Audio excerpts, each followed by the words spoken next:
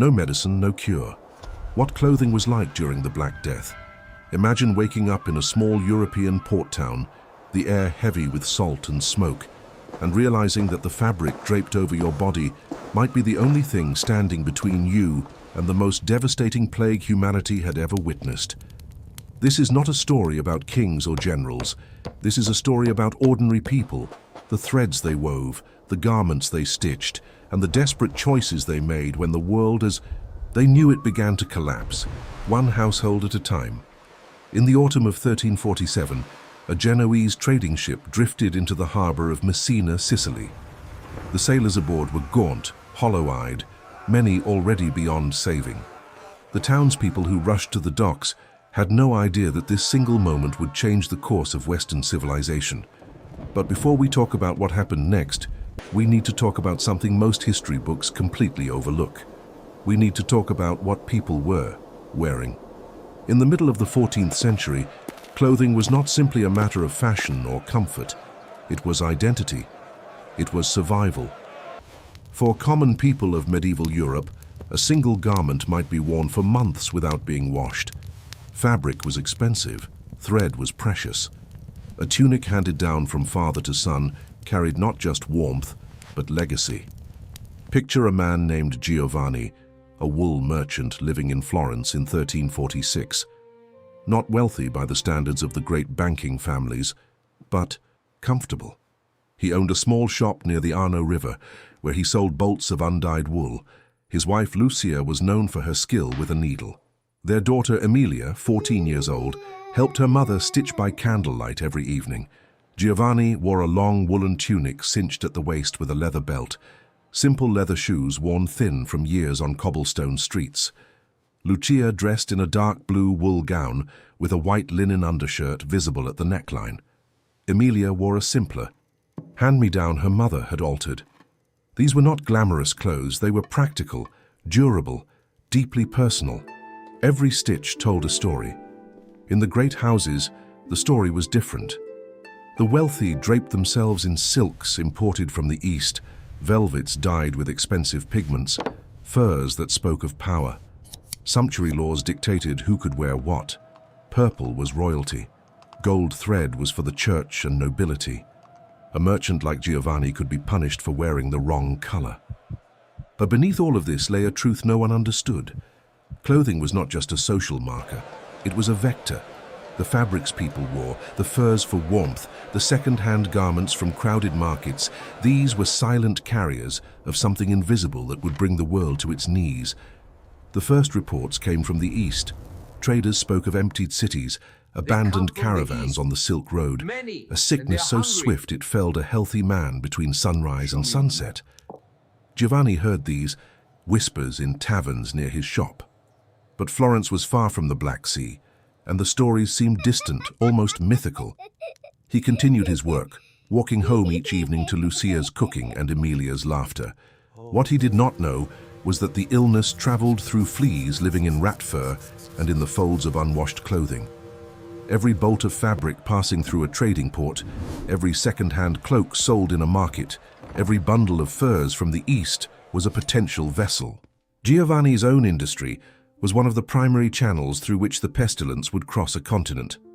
By spring 1347, merchants from Constantinople reported unimaginable suffering. Yet trade continued.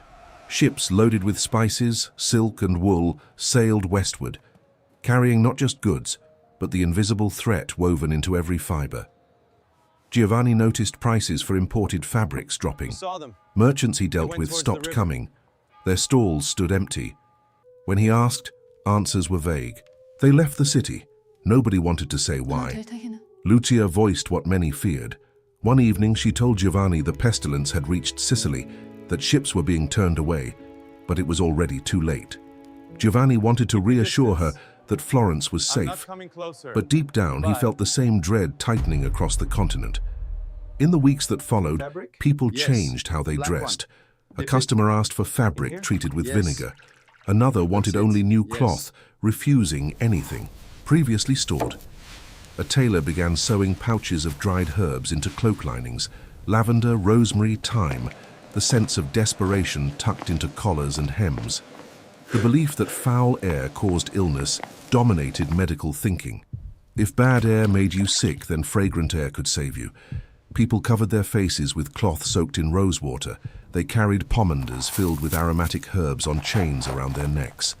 The wealthy commissioned beak-shaped masks filled with dried flowers, ancestors of the iconic plague doctor image. For people like Giovanni and Lucia, these were luxuries they could barely afford. Lucia did what she could. She sewed herb sachets into the family's clothing. She boiled garments in water mixed with ash. She insisted Emilia change her undershirt every few days, a practice that would have seemed wasteful months earlier. And here the story takes an unexpected turn.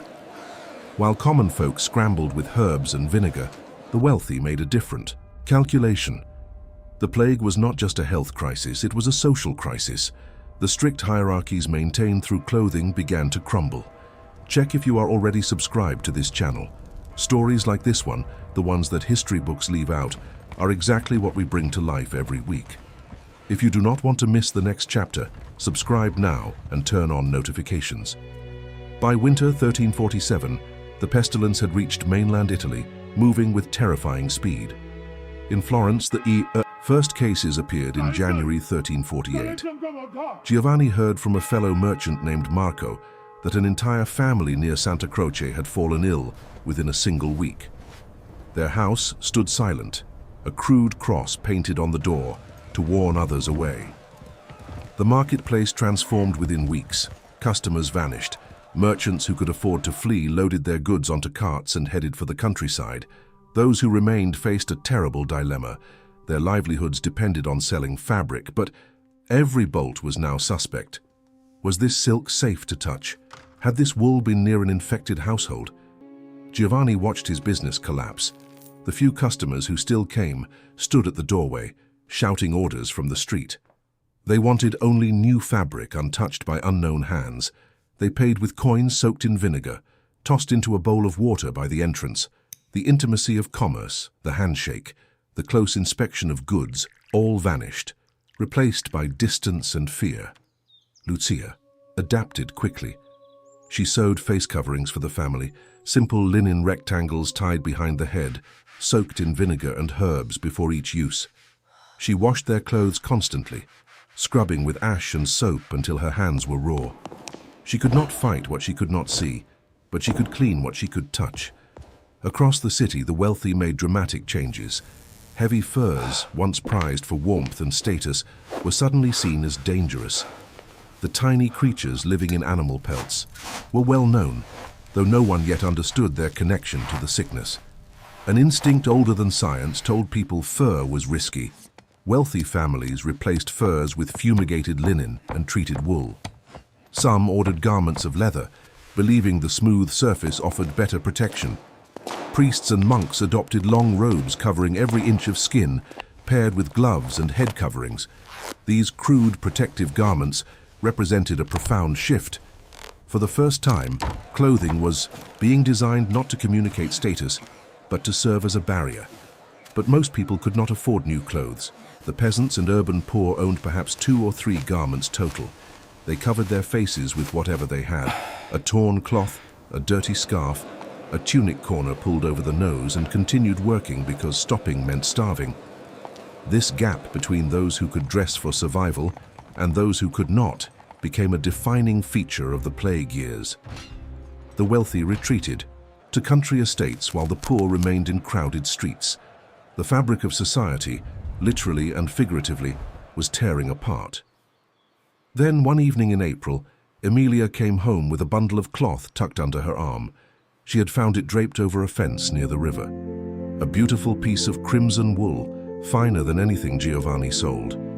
The kind of fabric that belonged to a wealthy family. A war broke out inside Giovanni. The merchant recognized its enormous value. It could buy food the family desperately needed. But the father, the man who had spent months boiling clothes and washing hands, saw danger. A beautiful fabric that might have been draped over someone who had perished. A gift that could become a curse. Lucia settled it with one sentence. They did not know where it had been, They did not know who had touched it. Burn it. Giovanni carried the crimson cloth to the kitchen fire and dropped it into the flames. They watched in silence as the fine wool curled and blackened, the deep red fading to grey, then to ash. It was the hardest thing he had ever done, not because of the money he was destroying, but because of what it represented. In this new world, beauty could be lethal. That night became a turning point. From then on, the family approached every object with fierce scrutiny. They were not just surviving, they were adapting, developing rules and rituals for a world where ordinary things had become threats. And across Europe, millions were making similar sacrifices. The woman who burned her husband's clothes after he fell ill, the tailor who refused to mend a coat of unknown origin, the merchant who destroyed his entire inventory rather than sell contaminated goods. Quiet acts of courage that no chronicle recorded. What would you have done in Giovanni's place? Would you have kept the fabric or burned it? Tell me in the comments, I genuinely want to know. By summer 1348, Florence was a different city. Streets once crowded with life were eerily quiet. The cathedral stood nearly empty, and everywhere, draped over fences, hanging from windows piled in doorways, were the clothes of people no longer there to wear them. This is the most haunting image of the plague years. In a world before photography, clothing was the most tangible trace a person left behind. A wife's dress in an empty wardrobe, a child's shoes by a cold hearth, a craftsman's apron still dusted from his trade. These garments were ghosts in fabric form, silent testimonies to lives interrupted. But abandoned clothes also presented an enormous practical problem. Normally, a deceased person's garments were washed and passed on. Clothing was too valuable to waste. But the fear that sickness lingered in fabric meant the normal cycle had to stop. Yet with so many gone and survivors desperate, the temptation to claim these garments was overwhelming. Giovanni's neighbor, Pietro, a cobbler who lost his wife, began sorting through abandoned clothes in the alley. He selected a cloak, boots, a woolen cap. Giovanni said nothing. He understood the desperation that drove a careful man to reach into possibly contaminated clothing. The choice between hunger and cold on one hand and possible contagion on the other was not really a choice. It was the grim arithmetic of survival. The authorities tried to control things. Florence ordered that clothing of the afflicted be burned. Special workers called becchini were hired to collect and dispose of contaminated materials. They wore distinctive garments, long oiled canvas coats, thick gloves, cloth masks that marked them as untouchables. In bitter irony, the men tasked with destroying clothing became defined by their own. But the decrees were impossible to enforce. The sheer volume of abandoned clothing overwhelmed the system. In some neighborhoods, garments were piled in the streets and burned in great bonfires, smoke carrying the smell of burning wool across the city like dark incense. In other areas, the clothes were left where they lay, and the bravest or most desperate eventually claimed them. Giovanni began to see clothing in a way he never had before.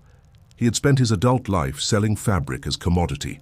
Now he saw it as a record of human life. Every abandoned garment was a story interrupted.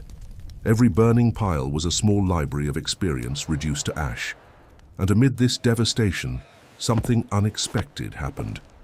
The rigid social hierarchies that had governed European society for centuries began to dissolve. Sumptuary laws became impossible to enforce when half the population was gone and the other half was wearing whatever they could find.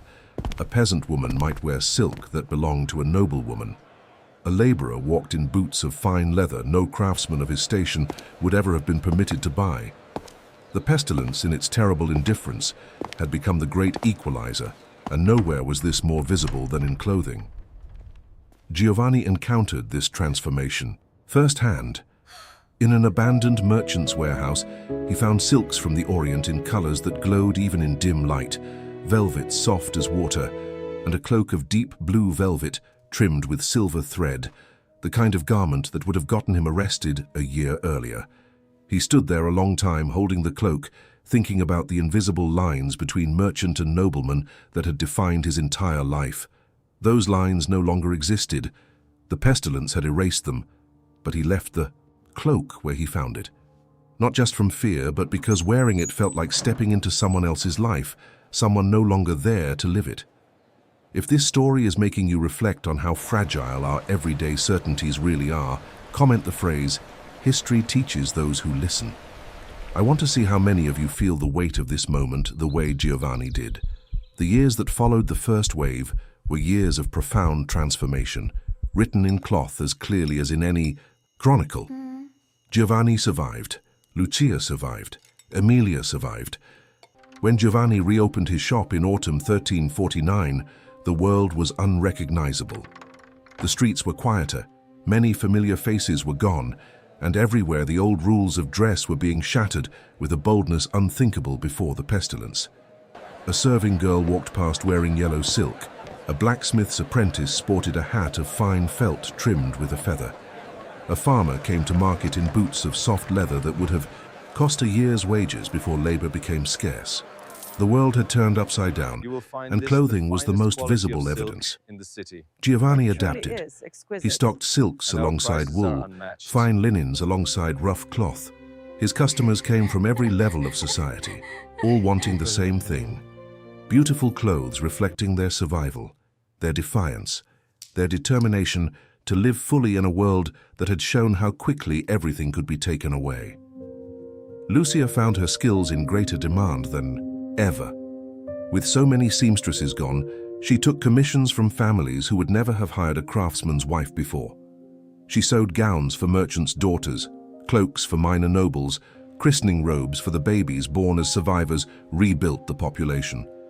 Her stitches became a quiet form of healing, mending not just fabric, but the torn social fabric of the city. Emilia, now 17, had developed her own philosophy. Clothing was not just fabric. It was a contract between the wearer and the world. A promise, a statement, a choice. She began combining fabrics in ways unthinkable before, mixing wool with silk scraps, dyeing cloth with pigments from berries and bark. Her creations were not conventionally beautiful by old standards, but they were original, expressive and unmistakably alive. In a city haunted by burning cloth and empty wardrobes, Emilia's colorful wardrobe was a small but powerful act of defiance. It said, "I am here. I survived. I will dress as I please." This transformation was not limited to Florence. Across Europe, the same patterns emerged. In England, the post-plague decades saw hemlines rise, colors brighten, tailoring become more fitted and expressive of individual personality rather than rank. Historians have noted that this period was among the most innovative in European fashion, creativity born directly from catastrophe. The technology of clothing production transformed too. Population loss created severe labor shortages that spurred innovation. The horizontal loom spread rapidly. New dyeing techniques produced brighter, more durable colors. Crisis became catalyst for progress. Medical understanding evolved slowly. The miasma theory persisted for centuries, but practical observations accumulated. Burning the clothes of the afflicted seemed to reduce spread. Communities with stricter hygiene fared better. These intuitions laid groundwork for what centuries later would become germ theory. The plague doctor's full costume, the long waxed coat, wide-brimmed hat and beak mask, was not standardized until the 17th century. But the principles behind it were born in the 14th, in the desperate improvisations of people like Lucia, who sewed face coverings and boiled garments long before any physician told her to. Giovanni lived to see his business recover. He found a new satisfaction in his work, seeing each bolt of fabric not just as product, but as lifeline. He offered customers advice on garment care, sharing, Lucia's techniques. In his small way, he was building a new culture of clothing that valued hygiene alongside beauty. Lucia continued to sew until her hands would no longer cooperate. She became a local legend, the woman who kept her family alive through skill and determination. Neighbors sought her advice on everything from mending to the proper way to wash wool without shrinking it. Emilia married Alessandro, a tanner's son who had also survived, and together they built a business, combining Giovanni's fabric knowledge with leather craft. Their shop became known for garments both beautiful and practical, clothes designed not just to be worn, but to protect and endure. The story of clothing during the pestilence is ultimately about how people respond when the familiar becomes dangerous, when objects taken for granted become threats. It is about the ingenuity and courage of ordinary people who found ways to adapt, protect their families, and rebuild. About the fragility of social systems and the resilience of human creativity. About the enduring power of a simple piece of cloth to carry within its fibers the full weight of human experience, from fear to hope, from loss to renewal, from the ashes of the old world to the first threads of the new. When we look at our closets today, we rarely think about the centuries of crisis that shaped them.